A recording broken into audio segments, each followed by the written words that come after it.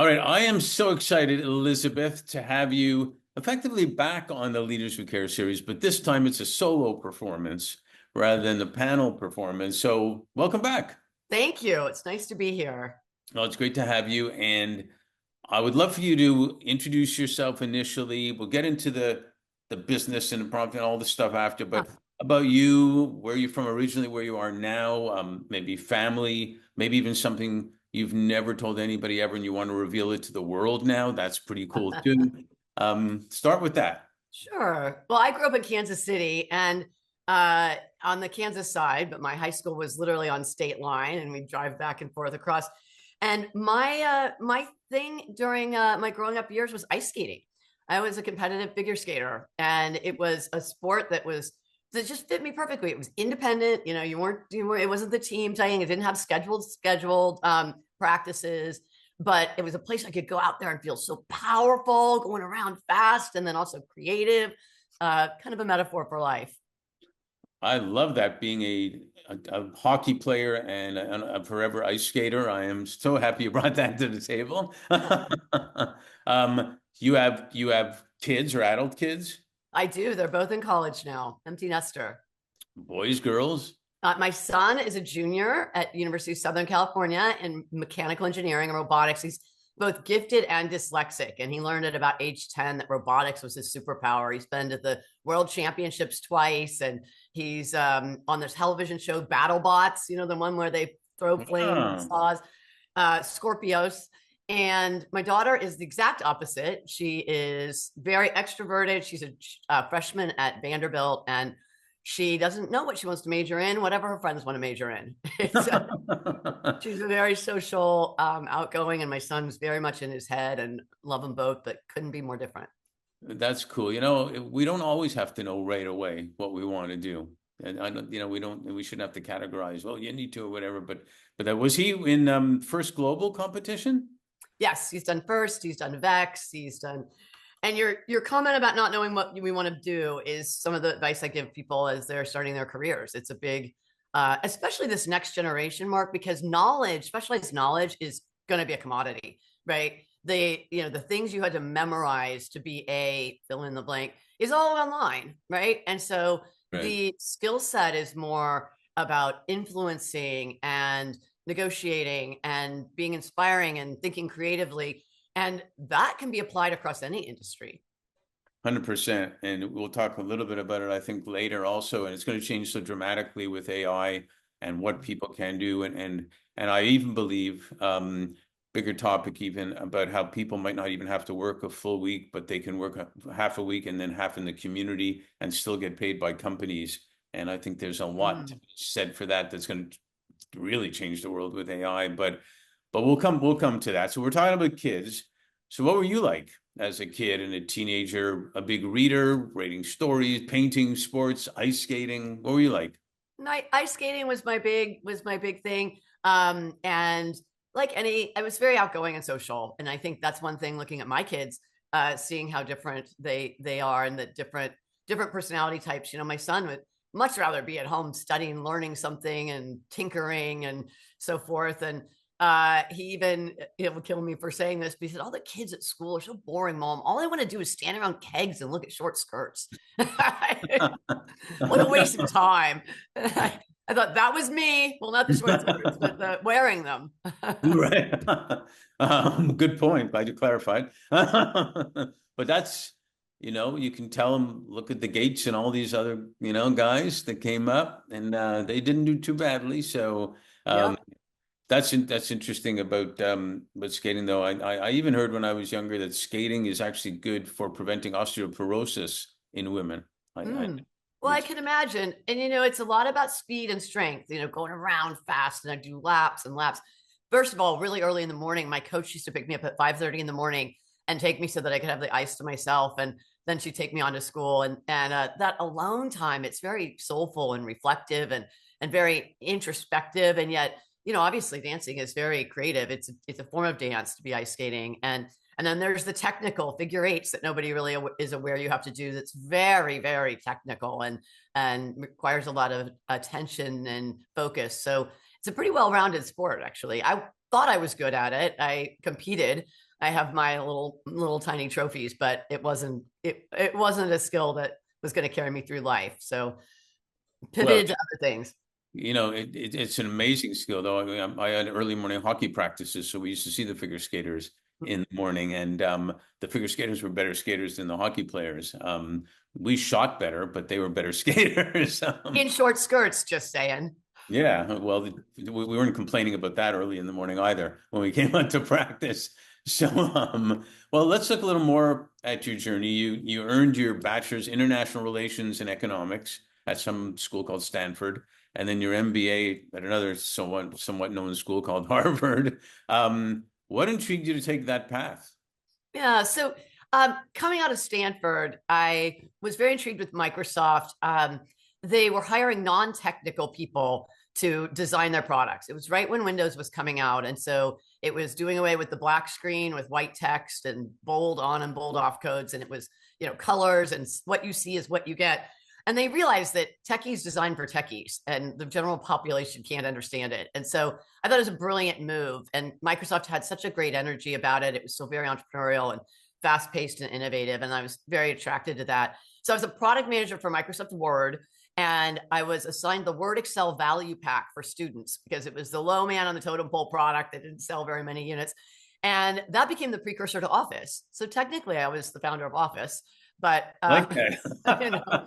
it was I was on the founding team then that did take Office and package those products together. And what was brilliant about Office was that companies were starting to buy Word and Excel, or Word and Lotus 1-2-3. So packaging them together, and you got a freebie called email, was an incentive to buy, and we Trojan horsed email in. Nobody knew about email, but it was this thing that came with it. So we might as well install it. And next thing you know, Microsoft has dominance in email. So it was a brilliant strategy.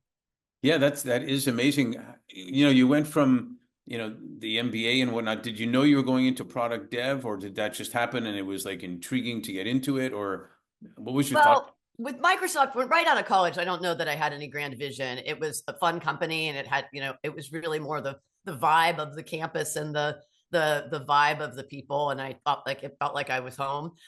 When I went to business school and I came out, I knew I wanted to get back into technology. I had been really kind of captivated by it, but I didn't know where. In fact, I was thinking I might do venture capital. And so I'd come back to San Francisco with some venture capital interviews, and I'd stayed connected to a competitor actually from my Microsoft days. He was the product manager for Lotus Ami Pro, which was their word processor. And this was illegal, but now I'll confess, Ami Pro had about 2% market share, and Word had about 3% because the vast majority was Word Perfect. And so we colluded. We'd talk every year and say, "What are you going to price it at? What are you going to go to this conference?" And so we'd stayed buddies. And when Lotus was acquired, he left and he went to this little company called Yahoo. And he said, "You got to come, Yahoo." So I went and met them and interviewed. We didn't even have a sign on the door. And the interviews went well. And they said, "Okay, you've got the job, but you start Monday." I said, "Well, that's a problem because I'm in my second year of business school and it's just October and school's not out till June." And the guy looked at me like, "What does that have to do with anything?" And so I did 3 days here and 4 days there, flying back and forth, red eyes, slept under my desk. And Yahoo had gone public in April prior to graduation. So it was a good start. Were you the one of the wealthiest ones in school, or what? Probably. I don't like to say it, but probably. And or certainly wealthiest self-made by that point, people had inherited. But Yahoo was a fun one because and there's a common theme I see already with my Microsoft days, which is that we were making it up. We had no idea how people were going to use the internet. It was a new frontier, and we were the old ways of defining, for instance, community. It used to be you define community by your zip code because that was practical. Right. And we thought, okay, we're going to create a Yahoo LA, Yahoo New York, Yahoo San Francisco, because the whole internet's going to be way too overwhelming for people. They're going to want their local walls around them. And we were dead wrong. What we did learn is that the one thing that was most popular on those sites was the classified ads. And we realized people don't define community by their zip code. They define it by a shared love of Beanie Babies, right? And now all of a sudden there was a new way to look at the world that wasn't possible before. And yet we were still looking at it from the old way. And same with Microsoft. I found that, we'd have people say, "How do I know it's bold? I don't see a bold on and bold off code around the word." So what do you mean? It looks bold, for God's sakes, right? And the framework of I can't trust it's bold unless I see the codes. We literally had to put in a new feature called reveal codes that you could turn it on so you could see the darn codes so that you could trust it.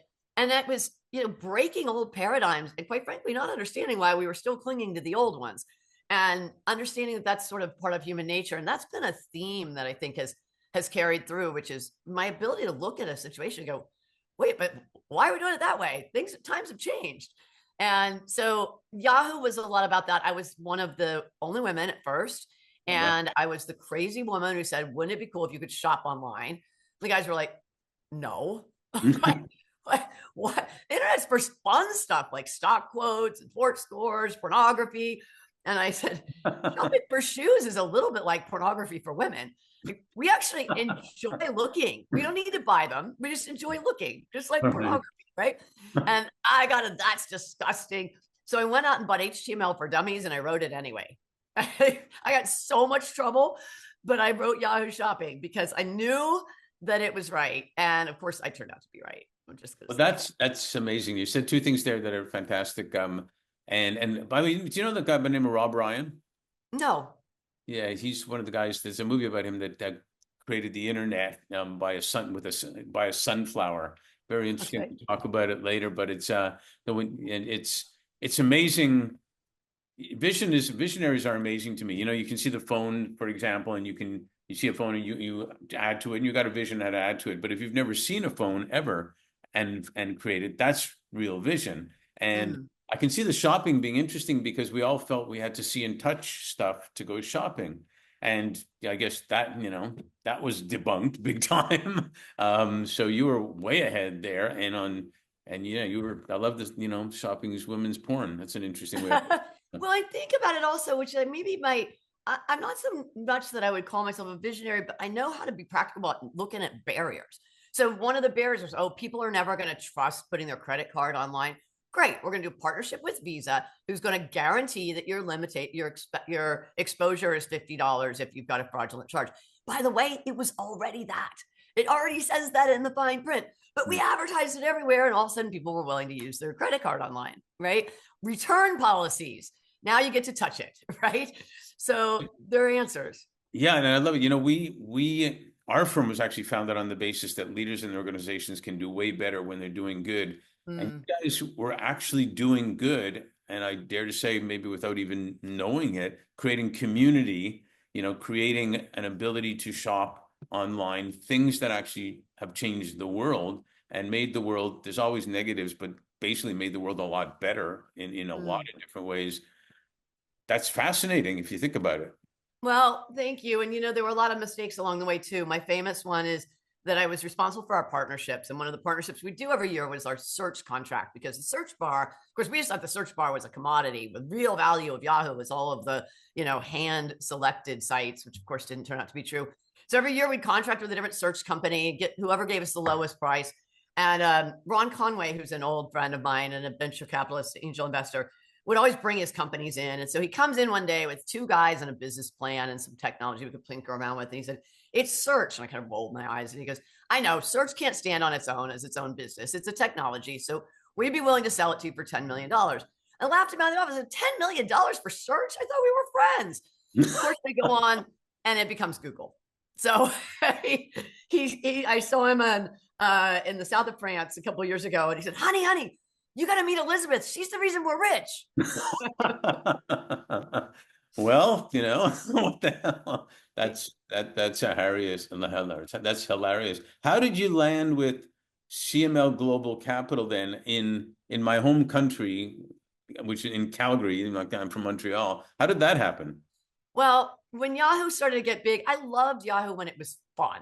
When, we'd have an idea, another great one is travel. When this elderly gentleman came in and wanted to meet with us, and my meeting room was under the Coca-Cola machine, little tiny company. And he said, did you know all the data for flights is public data? He said, why don't you build a front page that you can search from and to? And my daughter works at home. She can print the tickets and we'll share our travel agent fee with you 50-50. I said, okay. So we write the front page for this thing. Fast forward a year and some company comes in called Travelocity. They said, we've got a venture capitalist who's going to back us, but only on the condition we can buy out Yahoo's travel contract. I thought about it for a minute. I thought, I didn't even have a contract with that guy. We just wrote the front page. So we were really winging it. And some of the guesses were right, some weren't. But as it got to be 3,000 people, the winging it was over. And it's one of the other self-awareness moments that I have, which is that, I see the way that companies evolve, and there's the idea person who's crazy, by the way. Crazy is a compliment, but the idea people are crazy, and they need to stay crazy because those ideas are precious. And they walk around and throw 100 ideas over their shoulder. The next person in line is the one who walks around behind them, isn't afraid of crazy people, and looks at those and says, wait a minute, that one's practical, and picks it up and shapes it. Then the next person is the one who takes that from a shape to an organization and hires for it and writes business plans and all that kind of stuff. And then it's yet a different person who manages growth and is a corporate process. And you got to know who you are. And the biggest mistakes that happen are when the crazy person thinks that they're an organizational leader. And that's called founder syndrome. And worse yet is somebody who's not cut out for corporate life and is suffering through it. And that self-awareness is so important because you've got to know what your superpower is and stay in that lane. Mine's the second one, right? I'm not necessarily the idea person, but I can see where it can happen. I can visualize it. And Yahoo passed that phase. And I remember we were doing our annual budget reviews where we'd sit for half a day with each business unit, go over head count and all that. And one very tired afternoon, I walked out of the umpteenth meeting and I looked at Jerry Yang. And I said, I'm not quitting today, but this will be my last annual review process. I just knew it. It wasn't for me. And so knowing that, I left Yahoo on the day that the single highest trading day in the stock's history was the day I left. Everything went downhill after I left. No coincidence, right? You can make your own assumptions about cause and effect. So I had done well, and I was dating a guy at the time. That's where Canada comes in. He was in Canada, and he was running a business that, he's an ex-husband, so I can speak candidly. He was running it into the ground, to be honest. And it was really, and so I joined his board, put in a bunch of my newfound money to buy half of the company, and spent a couple of years shutting it down, is what we did. We sold off the assets, used that money to buy in more stock, liquidated it. One of the business units was soaring, doing great. It was owned a bunch of commercial real estate in downtown Calgary during the years when Calgary had the lowest vacancy rate in world history. And that entrepreneur thought, time to double down. And I've learned from internet bubbles that when something's high like that, it's time to take your chips off the table. So we had a very amicable management buyout and shut the company down, shut the family down, the marriage down at the same time, got divorced and started life fresh. And at that point I had, I really thought I was going to go back into Silicon Valley startups. That was in my blood. And yet I also started thinking, I've had some wealth, I should be giving back. And so I started thinking about what at that point I thought of as philanthropy. And I started looking around at what all my friends were involved in, the opera or whales. And I remember this night when I thought, well, who am I? I don't care about any of these things. I don't know what I care about. There wasn't anything that just was burning on me. And I thought, God, that's cold. Like, who am I? And it really bothered me. And so I set out on kind of a quest to find something I care about because it can't really be this person.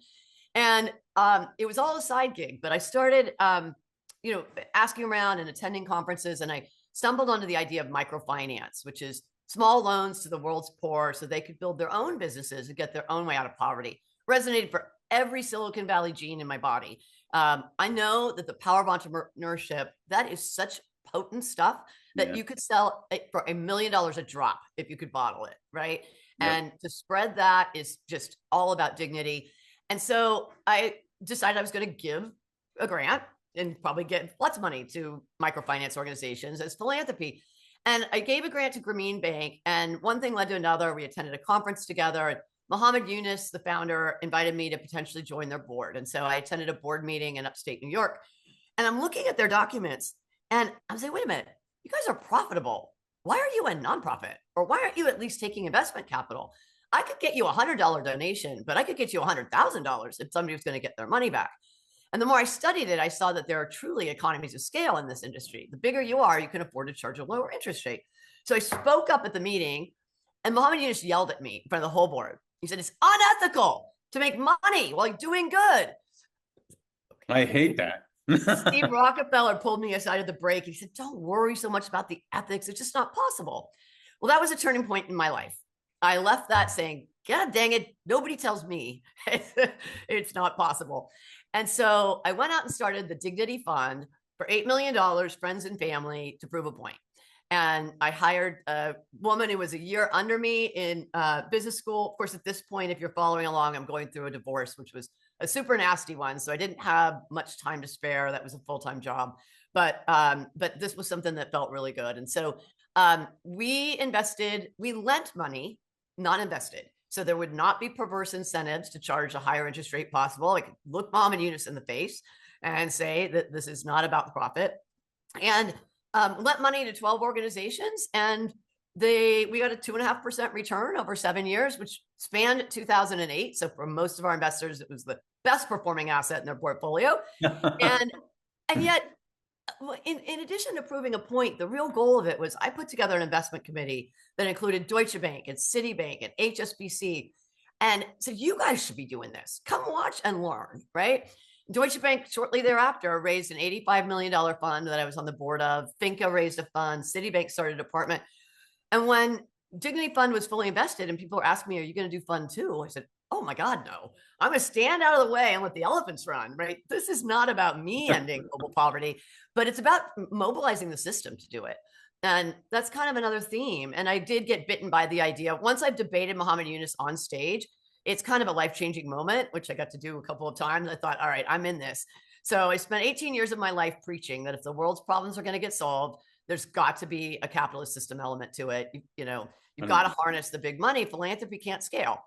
And I took that to the extreme where I really was preaching would be the right word, which is why when we get to it, I started a nonprofit and my friends really worried. Like, you, of all people, who are you and what did you do with Elizabeth? You started a nonprofit? You're opposed to nonprofits, but we'll get to that in a minute. So I spent 18 years running impact investment funds of various types. And never made it back to Silicon Valley, although I kept still thinking this is just a detour while I get myself going on my real career, which is in Silicon Valley. To be clear, I have still not gotten back to my real career after 18 years, now 22. But I still always think that this is just a little detour. And I do think of it as a detour in some ways, just because there is a piece of my mind that's always battling with, I could be making a ton more money. I could be rocking it financially. I have my friends who have yachts and I'm so jealous. And I think, well, once I get back to work, I'll be making that kind of money. And so it's, I think a lot of people who are in this field and this work probably are always haunted by that dichotomy and that tug and pull. Sure. But I will say that the feeling I have feels a lot better than the yacht. And I can borrow friends' yachts or get invited, but yeah. Well, success is defined as how you want to define it, basically. Yeah. And how you feel is very much a feel thing as well. And the microfinance has become a huge hit in so many aspects around the world. Even sometimes 2 rupees to have somebody. I know somebody went and did great work with lepers in India and gave a couple of rupees to the women. They started sewing businesses, and their self-esteem, everything went up, and so on and so forth. So I think you're definitely the right way. Mark, the thing that hooked me finally on microfinance was I went on a trip to India and I met a woman who had 3 children, no husband, which is, extreme poverty tends to be female-led households, had a cow, and she would sell the milk to make money to feed the kids. And she said she never made enough every day to have enough money to feed all 3 of them. And she said, I had to pick which child I was going to look in their eye and say, sorry, honey, not tonight. And it still gets teary to this day. I know as a young mother what it felt like when my kid was crying hungry at the park and we were 3 blocks from home. Right. I can't imagine that. And she said I was saving pennies to buy poison so I could put us all out of our misery together.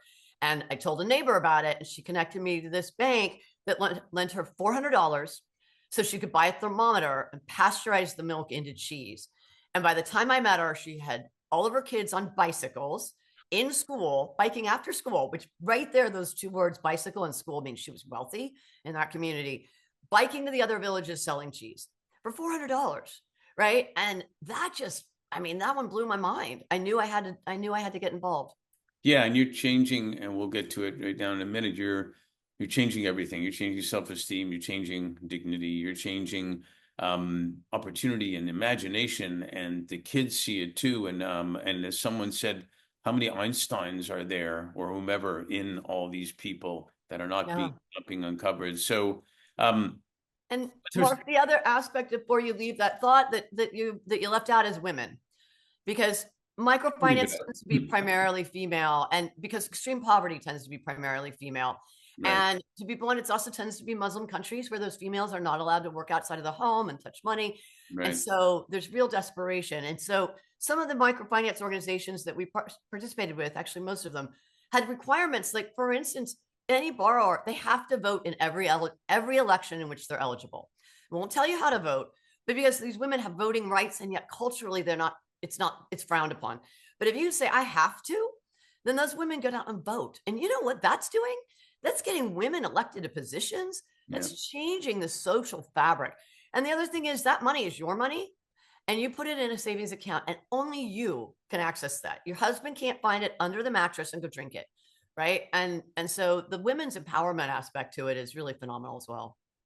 Yeah, it's so important. And I've seen it so many places. I chatted with a 23-year-old Afghan young lady who their family escaped Afghanistan, and her whole goal in life is to live on a peaceful earth. She tells me Mm, it's not to have a car, it's not to have this and that, it's to live on a peaceful earth. That just tells you wow. right away what's going on now. She's just Yeah. fighting for women's rights in Afghanistan, outside of it, and stuff like that. So it's so important because there's so much value in each person there.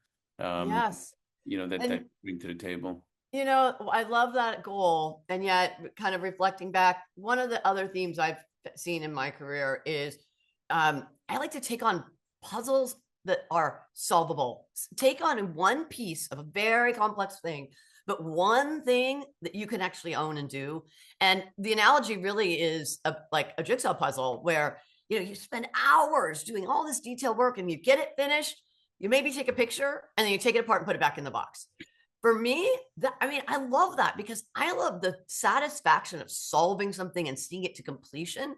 And so whatever I like to bite off is something that can actually, there is such a thing as completion. There is a finish line we're working towards. World peace, God help us, but it's unlikely, right? In Well, the, you that have is to US definition. that's a whole other conversation because I am involved in that, but you do have to exactly you said have pieces to And get goals, that. Yeah, definable goals that are yeah. World accomplishable. peace is like too big a thing. So how did I mean? I want to ask you now. I moved to Dignity Moves, but I want to say you serve on a lot of different boards. And I was looking. There's snack food and hot chili peppers. There's biotech to media. They're all connected. There's leadership. To homelessness. Um, Yep. I'm sure all these engagements have all been valuable and amazing in one way or another. I want to tie that into the Dignity Moves and Yep. how those experiences all had some impact, direct or indirect, to Dignity Moves, and then we'll talk to Dignity about it. Yeah. So I'm not so sure about the boards, although boards, and I've chaired a lot of boards, and it's a skill. I've presided over some disastrous boards and some really well functioning boards. I've presided over what I think might be the only hostile takeover of a nonprofit that's ever happened, but that's another story. You wouldn't have thought that was possible, um, but it's a true one.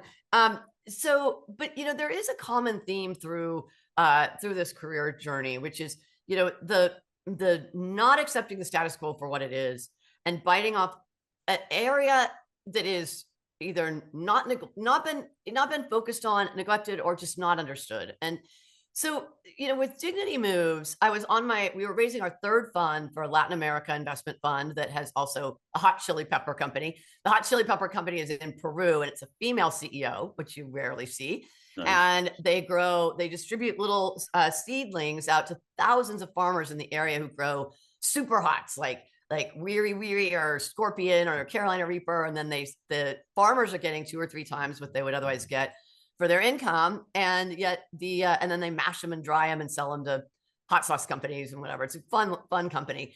But it's one of our investments because our Latin America fund invested specifically poverty alleviation focused.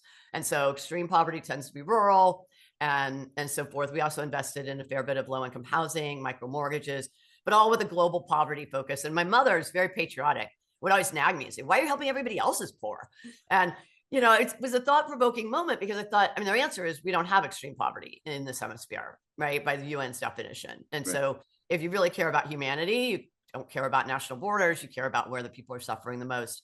And yet that had been bothering me. And so we were starting to raise Fund 3. And as you can probably gather, I get bored, right? I feel like the biggest return on investment of your time, and this has been other career advice I've had, which is, you should change jobs every couple of years. Because in the first couple of years, you're gaining expertise and then you're at your peak. But over time, they're diminishing returns to both your intellectual expansion, but also the creative ideas you can bring because, you're starting to get stale. And so, I feel that way. And my career path has definitely lived that. I've done 4 years at Microsoft, 4 years at Yahoo, 4 years at CML, and then 18 years as an impact investor. But that was several different funds.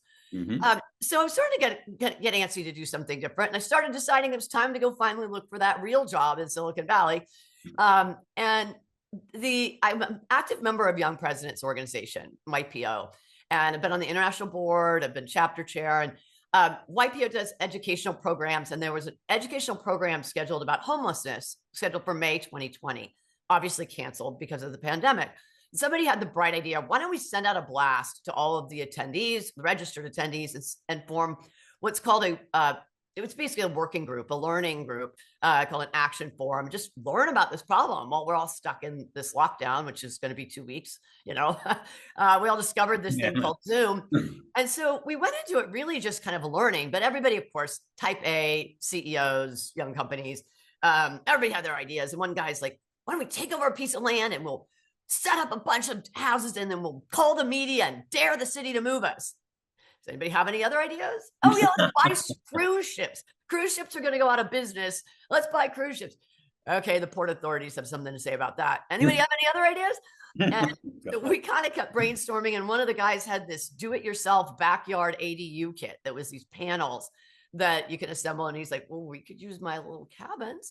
And so we started thinking and brainstorming. And what we also did was decide we do these phone calls. Somebody's going to go call the cruise ship companies. Somebody's going to go call, let's learn and convene back in a couple of days, over and over. And over the course of that time, I think I was the only one who did my calls, by the way. And I literally did 350 of them because I logged them and learned so much about this problem that I have to tell you, there was a night when I was sitting on my sofa and I just thought, oh man, I'm going to have to do this. And quite frankly, I care about homelessness because we all do, but it could have been dolphins. It was a puzzle that I could see. It was a calling. And I just looked at this and I thought, we're looking at it wrong. This is solvable. And when I say solvable, the caveat being, specifically unsheltered homelessness, because homelessness is a massive complex web of housing prices and fentanyl and mental health and, racial inequity. It's a huge problem. That's global peace, right? And God will help us. I hope we solve all of those things. But unsheltered homelessness is 4 walls and a roof. We have sent men to the moon. We have decoded the human genome. If we can't figure out 4 walls and a roof that you could buy in Home Depot, we've got a problem. This is about us. We're looking at it wrong. And so we set out to do that and think, well, why? Right? Why can't we? So let's set up these little cabins somewhere. Well, land is expensive. Okay, we'll borrow land. We'll make it relocatable. Well, building codes are onerous. All right, go research what FEMA uses. FEMA doesn't do, right? And we use emergency building codes because this is an emergency, right? So construction costs are high. Well, not if you do prefabricated do-it-yourself kits, right? Give me another one. People don't want to shelter in their neighborhood. Great. We're going to only invite in the people in that immediate area that are already sleeping there so that that neighborhood sees the visible and measurable difference. When people don't like group shelters, they don't want to bunk bed with strangers. Great. Then everybody gets their own room with a door that locks. Give me another one, because no is not an option. Right. And when you start looking at it, it's really easy, right? I don't want to belittle it. It's actually really easy. But you start looking at, well, then why? What are the real problems here? And there are a couple of them. They're metrics and funding. But I also believe that once you've named a problem, you're more than halfway towards solving it, right? And so today's metrics, cities are scored on getting people out of homelessness. And ending homelessness means permanent housing. And so to be perverse, even though that costs California $1 million a unit, right? And it takes 5 years at best to build, my calculator doesn't go that high. We are never going to solve that. And for every one person who's finally exiting the system to that permanent housing, 4 are falling into homelessness. You don't have to have gone to Harvard Business School to know that that doesn't work, right?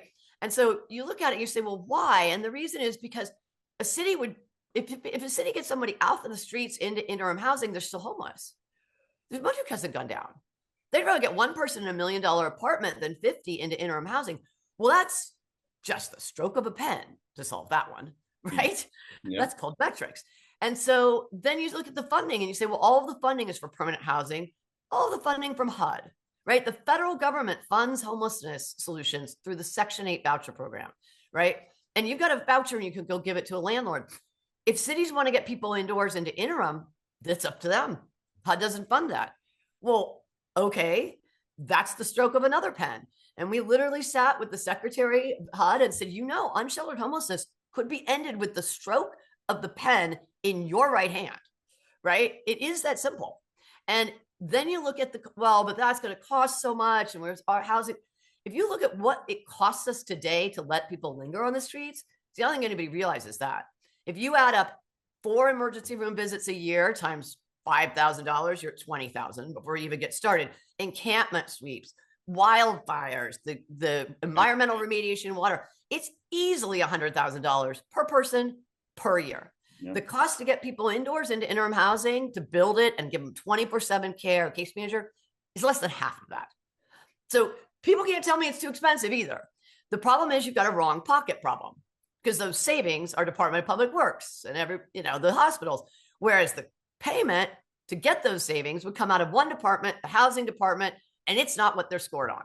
There you go. You got the map of the problem and the map of the answers. If you tweak a couple of dials, the whole problem, you can stand back, cross your arms, and watch. So, yeah, I had a Deloitte partner that would tell me brilliance is simple, and I think you just hit it again. So tell us what happened. Yeah. So I got bitten by the bug, right? And there were a couple of aha moments that came across. One of them was learning that it's $1 million a unit for permanent supportive housing, which the person gets and they get to stay in it the rest of their lives. But the way they get there is by languishing on the streets at $100,000 per year. And then the other big piece that I learned was that when people first become homeless, only 17 to 20% have a serious enough mental or behavioral health issue to preclude them from maintaining independent, stable housing. Right. 4 weeks later, that percent is doubled. And the average wait time in San Francisco is 14 years. So when people say, oh, you shouldn't say that everybody's mentally ill and addicted to drugs, I'll say it. Everybody out there is mentally ill and addicted to drugs. And it wouldn't take me 14 years. It would take me 14 minutes, right? I mean, it's survival. And the brain shuts down. I mean, I know what I'm like when I haven't had 7 hours of sleep, 1 hour of sleep a night for 14 years. Of course you're mentally ill. Come on. That's not a judgment. But that's and if you're in survival mode, it's much worse. I remember the first time I brought when my kids were kids to a food bank type of thing to serve, and they would look at certain people and say, well, they don't look homeless because they had a certain viewpoint of what a homeless person looked like. But there's all different types of homeless people, right?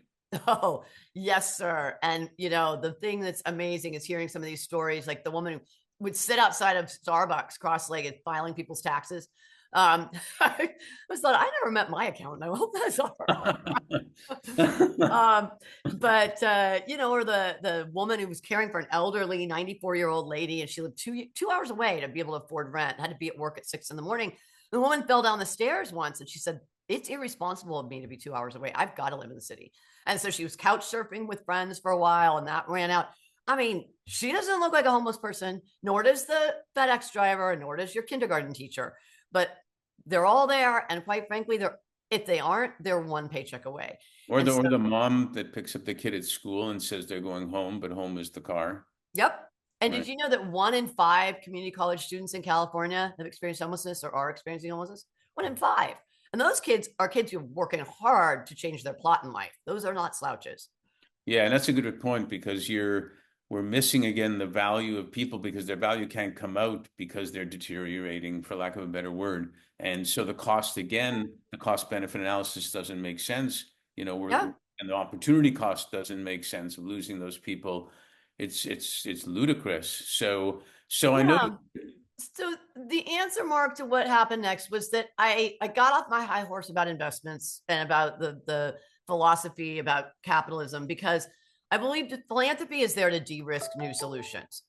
I think that philanthropy de-risks new solutions that governments won't, and the public sector, the private sector won't, because it's too, well, because it's risky and unproven.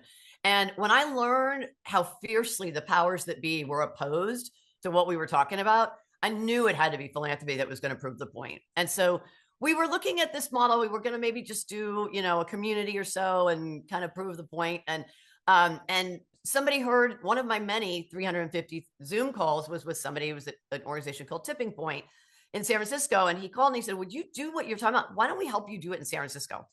And I said, no, not San Francisco. I'm not a glutton for punishment. That's one city I'm not going to try.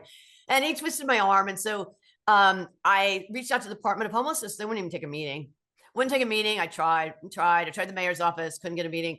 And finally I called my supervisor. I said, can I at least find somebody to listen to this idea?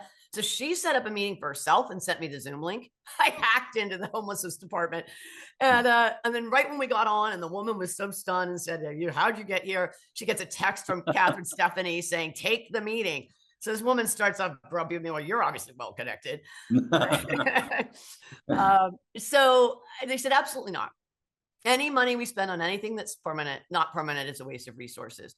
I said, well, what if we raise the money philanthropically? She said, anytime my staff spends talking to you about something that isn't permanent is a waste of resources. I said, well, all right, then don't talk to us. Just leave us be. What's really the problem? And it was the eye-opening moment where she said, because you're going to walk everybody through it and they're going to love it and they're going to make me do more of these.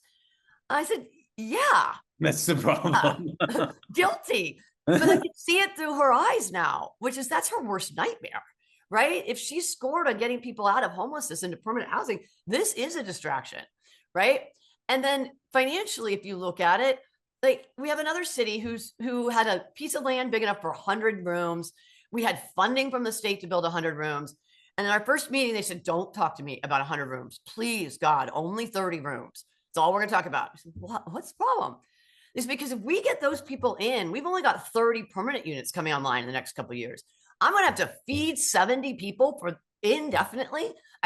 She didn't finish the sentence, but where it was going was, I'd rather leave them suffering on the streets and have everybody else pay for them than my department pay for them, because I don't have the budget. And she doesn't. She's not a mean person. She's not evil. She doesn't have it. Well, that is broken. That's the decision we are collectively making, is we'd rather leave them on the streets and let other people pay for them. Well, you can tell at this stage of my life, I don't care who I piss off. That's not okay with me. Sure. And it's stupid for the community and everything else, to use a very technical term. It literally is stupid. And because we're not thinking as a team. You mentioned before, you have to put the right team together, and this one's for this one. Teams win championships. So that's the same thing there. It's a team, or whether it's this department or that department in government, are we working as a team to solve it or not? It's absolutely ludicrous. So, well, this problem is all hands on deck, is what I call it. And you know what? If you add up all the balance sheets out there that are being devastated by this problem, and you add up all of the energy that's out there, and all the sweet elderly women who want to knit, and all of the energy that's out there, but that's a true one. The woman made pillows for all of our residents.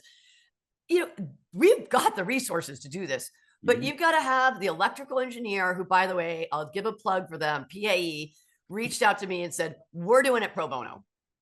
We're going to do what we can. This is our contribution. And we're going to get a battery manufacturer and a solar panel manufacturer. They're going to give it to you pro bono, man. We are doing our part.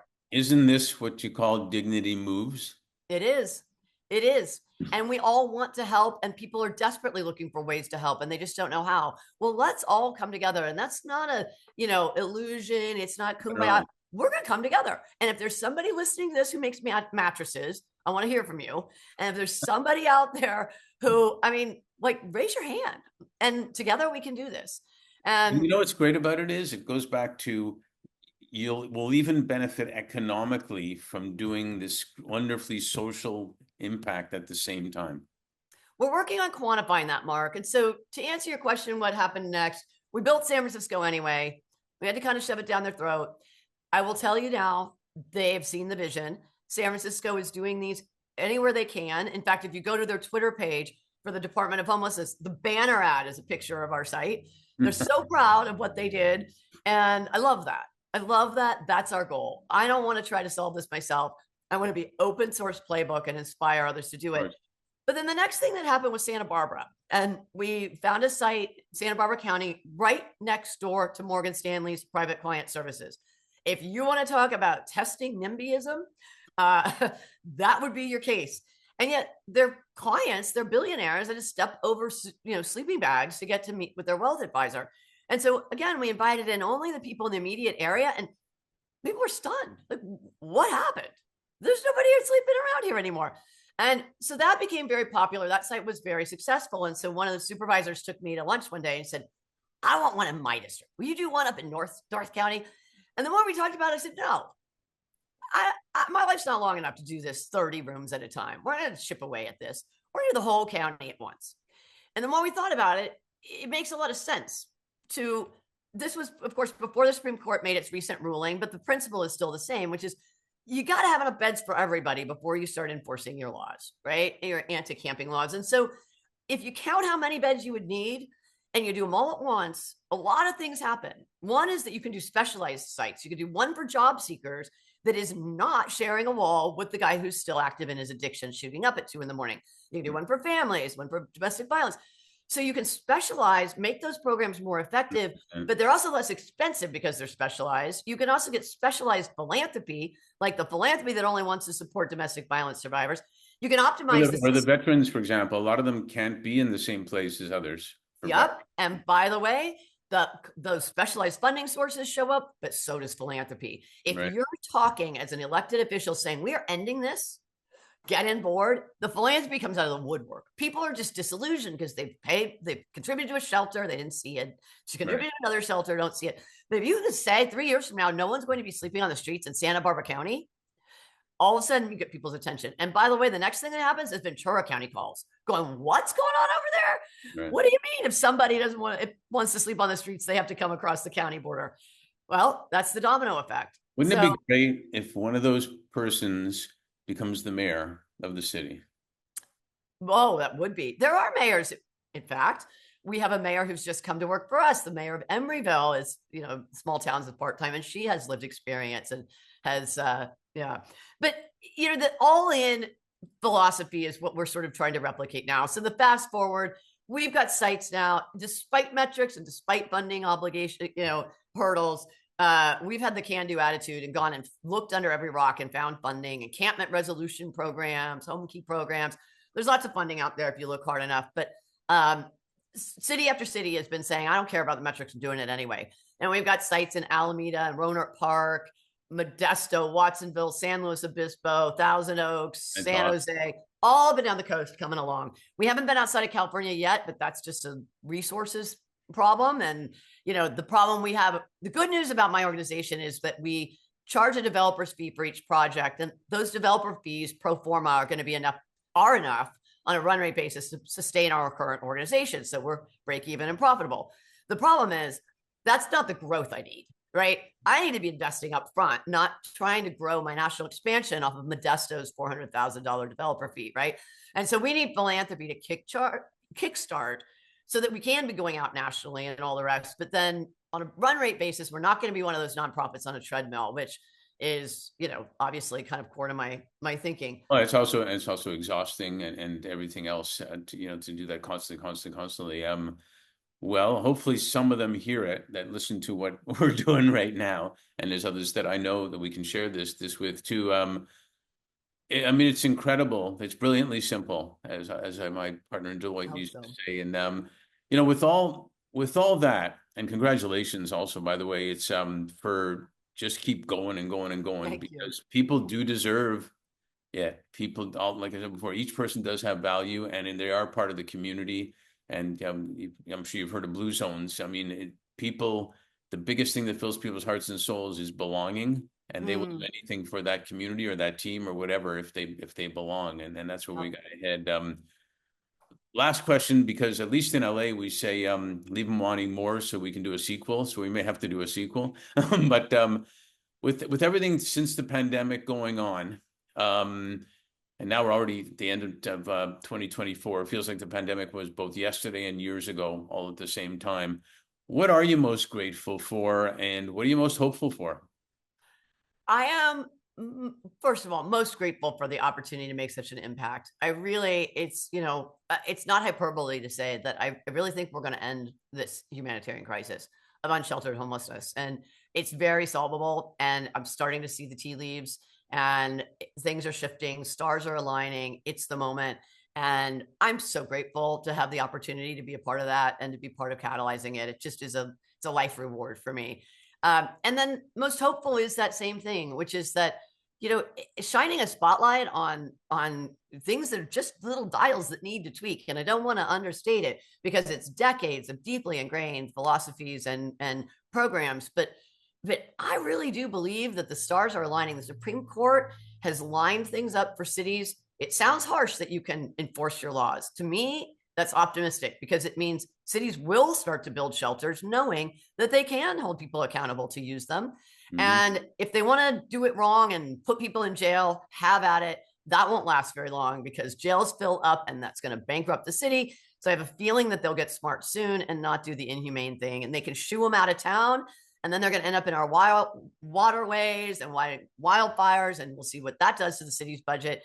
Yeah. You can send them to the next town and they're going to create civil war, or you can do the right thing. And by process of elimination, I really think that ultimately the stars are aligning, and we're going to end this plight of unsheltered homelessness, which is, not going to solve the whole problem, but it takes the pressure off the system and allows us to redirect resources to actually solve the big problem. Well, I'm grateful that you are a leader who really does care, and that you didn't go back to Silicon Valley and stuff like that. And I think I'm hopeful for this for the same reason, because you're making a big difference, and I think it's going to be even a bigger difference. So way Thank to you. and thanks for sharing all this on our Leaders Who Care series. I'm happy to do it, Mark. Thank you for the invitation, and it's good to see you again. You too.